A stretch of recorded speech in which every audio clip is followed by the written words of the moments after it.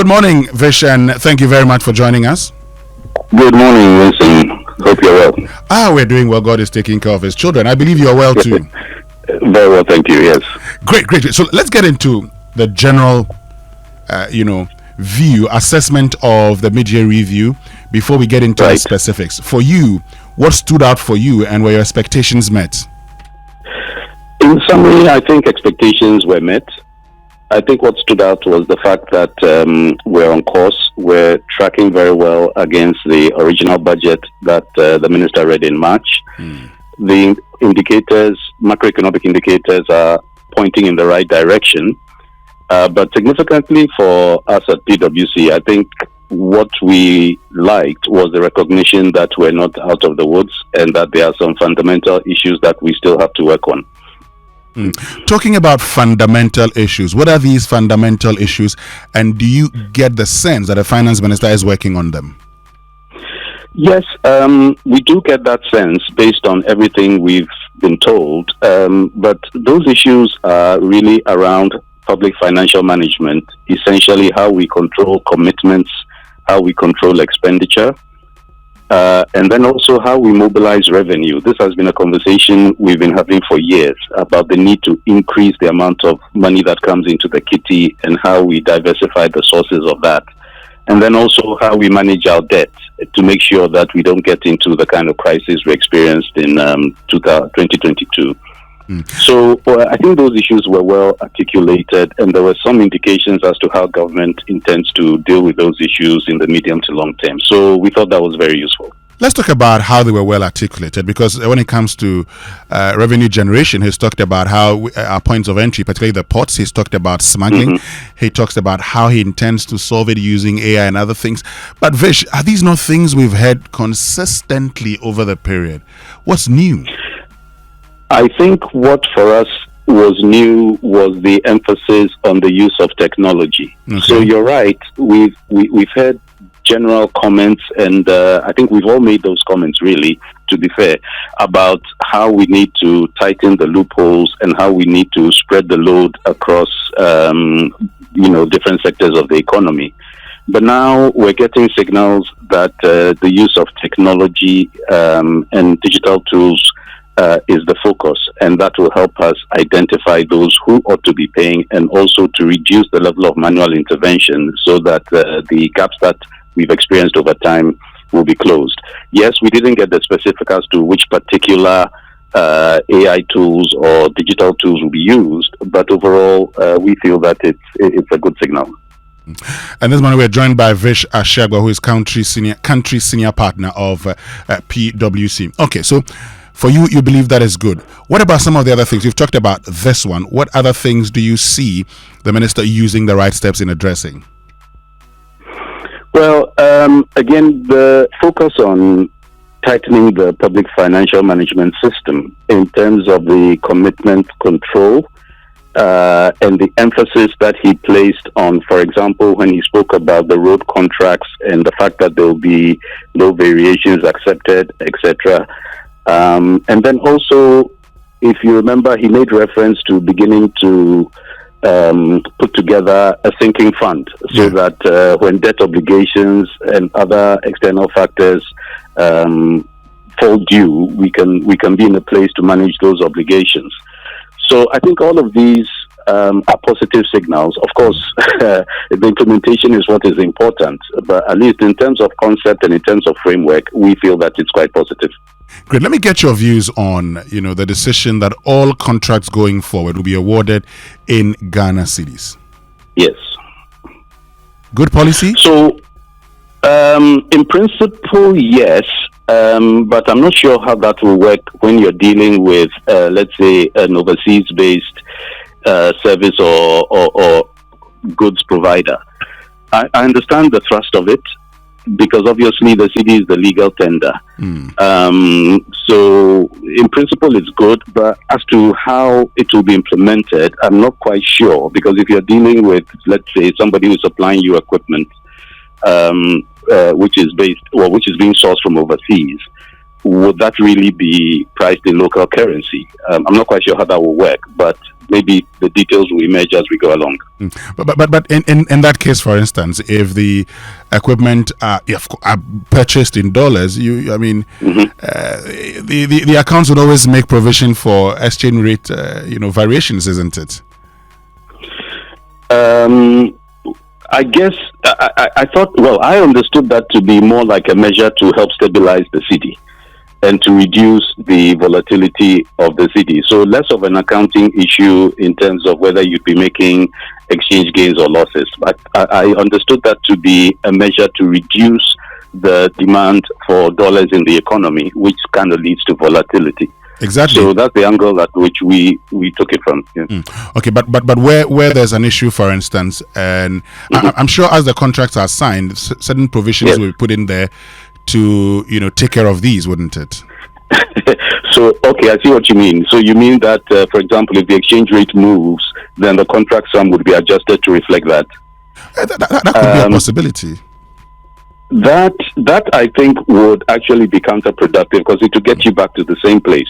Because if you're changing the contract sum based on the exchange rate, then you might as well price in foreign currency, because essentially you are linking it to the foreign currency.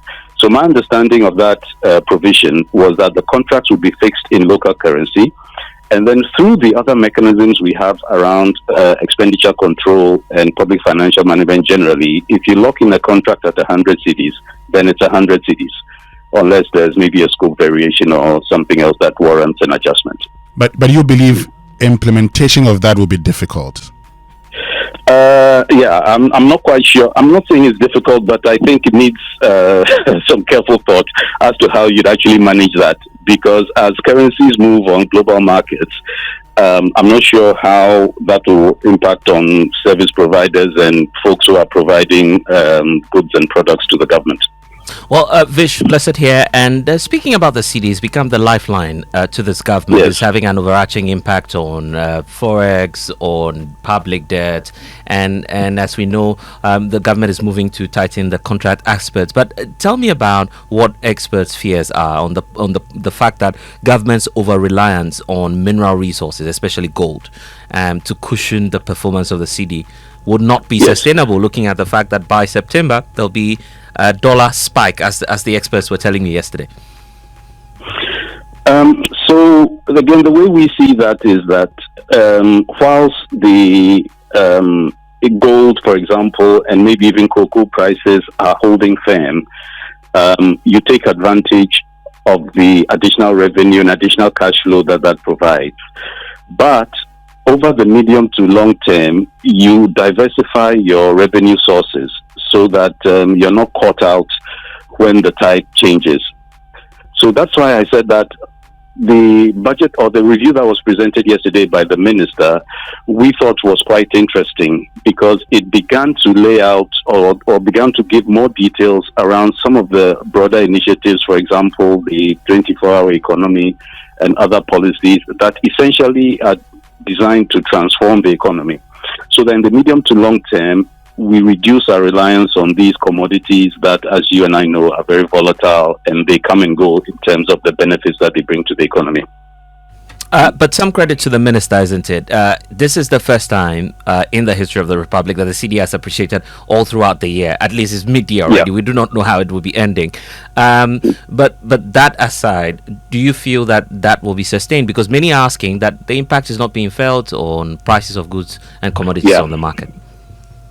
So the issue of impact on goods and services, I think, is tied also to confidence. You know, business people are always making projections, and they are making projections based on what they've seen in the past and what they assess the future to be. So the more confidence they have that, for example, the macroeconomic situation will hold, then the more confidence they also have in terms of reducing their prices so that everybody can benefit. So we think that will come with time. Because what we saw or heard from the minister yesterday was that the projections are holding. And actually, I believe that he was quite conservative in terms of maintaining the full year targets for 2025, although he acknowledged that he would hit the inflation target, or we would hit the inflation target ahead of schedule. So I think that as confidence builds in the market, then business people will be more comfortable in terms of reducing their prices. So I expect that will come in due time. One outstanding issue about investor sentiment in the extractive sector. You work with PwC. Do you feel that there's an anti-investor sentiment on how government appears to be taking a nationalized approach on that? I do not think so, or at least we've not seen that in PwC. Yes, of course, the extractives or the businesses that operate in the extractive sectors, as all of us, would like probably a lower tax burden. But I think everybody understands that where we are today, something has to give.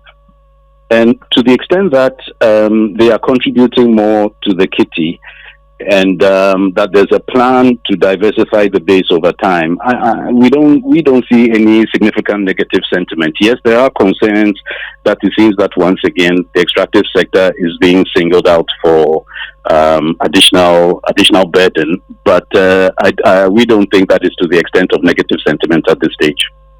Anyway, good news there, but ultimately, where do you see the dollar falling off at the end of the year? Almost all the macro indicators, as you're saying, perhaps Winston is pointing to some good direction, maybe. But how about the performance of the CD? Let Vish tell us. That's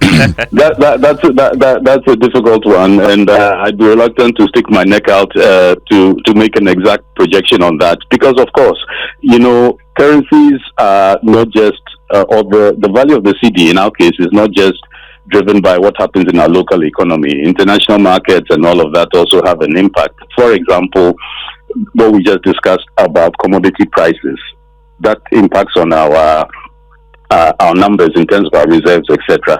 Suffice to say that with the kind of reserves that the Bank of Ghana has built up, and from what we've been told about the range in which central bank wants to operate the CD, which I think was between 10 and 12, I think that was the narrative from the Bank of Ghana, then we believe that we should be there or thereabouts by the end of the year. But talking about, the minister being conservative, let me take you to that point again, because you look at the indicators, it looks like would perform better than these indicators, isn't it? Well, that's what I meant by he was being conservative, because if you look at the indicators, the variances are quite small, to be honest, at least compared to what we've experienced in the past. And then by his own representation, he expects a stronger second half than the first half. So I think there's some expectation management going on there, which is not a bad thing, by the way, because the volatility that we're exposed to as Ghana is real, and therefore he's probably right to move forward with some cautious optimism. Finally, based on what you've seen, despite the risk, would you say we're in a better place? Oh, we're definitely in a better place. I think this time last year, I spoke to your colleague George Riafe, and what I said at that time was that when you're in a crisis, the first thing you need is to stabilize. And then once you've reached a certain level of stability, you begin to work on the underlying factors that got you into trouble in the first place. And I think that's what we're seeing now. So we're definitely in a better place. The indicators are inspiring some confidence or additional confidence. And I think if we're able to continue on this track, what we should see is that the private sector now also coming more aggressively to the table to drive the growth a bit further. So we can say that APK.